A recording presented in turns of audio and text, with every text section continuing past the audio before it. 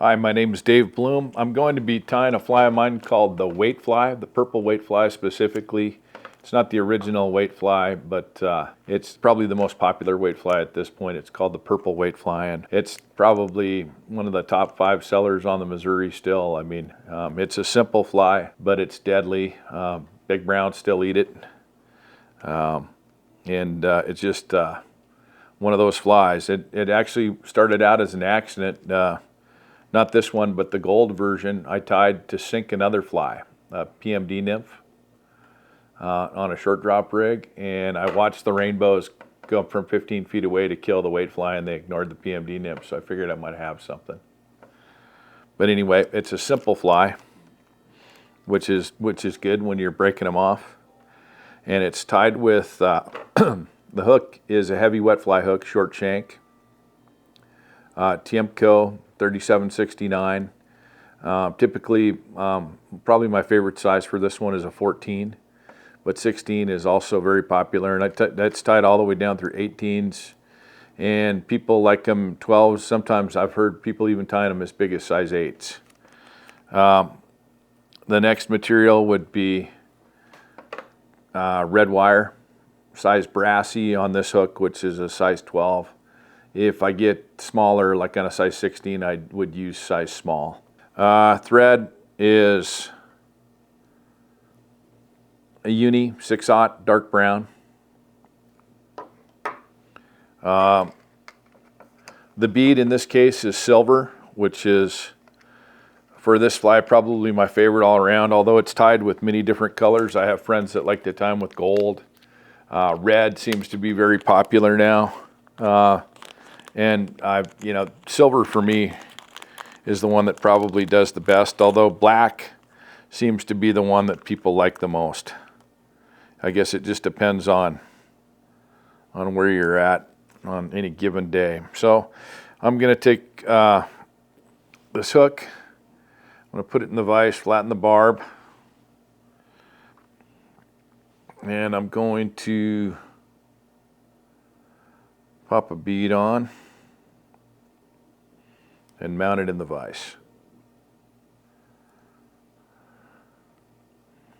Okay, so I get lots of emails about how to tie the weight fly. It's pretty straightforward, but people want to put lots of layers of thread down. That's not what I do. I just tie it behind the bead like that. I'll put in 3 or 4 turns,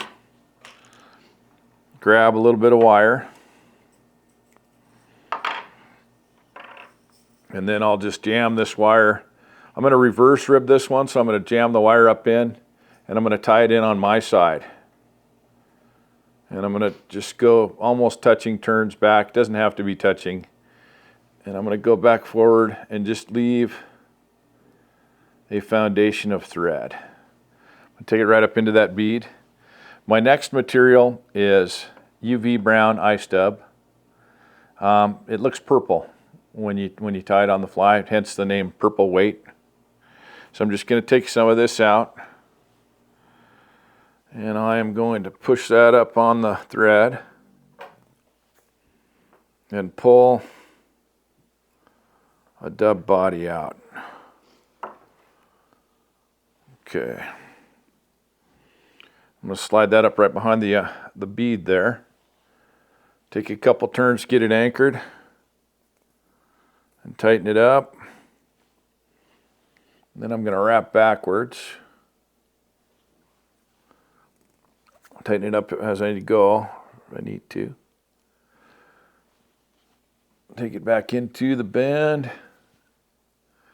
Tighten it up some more here.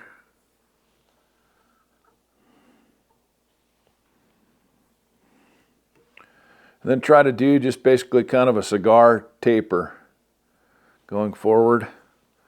I want it to be basically the same size as the bead when I get up to right behind the bead. Okay, so you can see that's a little rough, but that's okay because I'm going to run this rib, and I'm going to use the thread, or not the thread, but the wire to taper it as well. So I'm reverse ribbing this one just because the dubbing or the ribbing shows up a little bit better. So I'm going to come in here, and you can't see this from the camera angle, but I'm going to come right in front of where that thread is hanging down, and I'm going to bring it up on the back side. And I'm going to take about 3 wraps, and then I'm just going to helicopter that wire until it breaks. Sometimes you have to make another wrap. I like to use the heaviest wire that I can get away with. In this case, it's brassy, just because the fly tends to be a little bit tougher. It'll eventually break. There it is. Okay. So now my next move, so I'm going to take a little bit of head cement. I like to use Harrop's Trout Hunter head cement. It's water-based. It does a great job of holding, and there's no toxic fumes. So I put a big drop of head cement right behind the bead. And then I will take my whipper, and I'll do a 3-turn whip, followed by another 3-turn whip.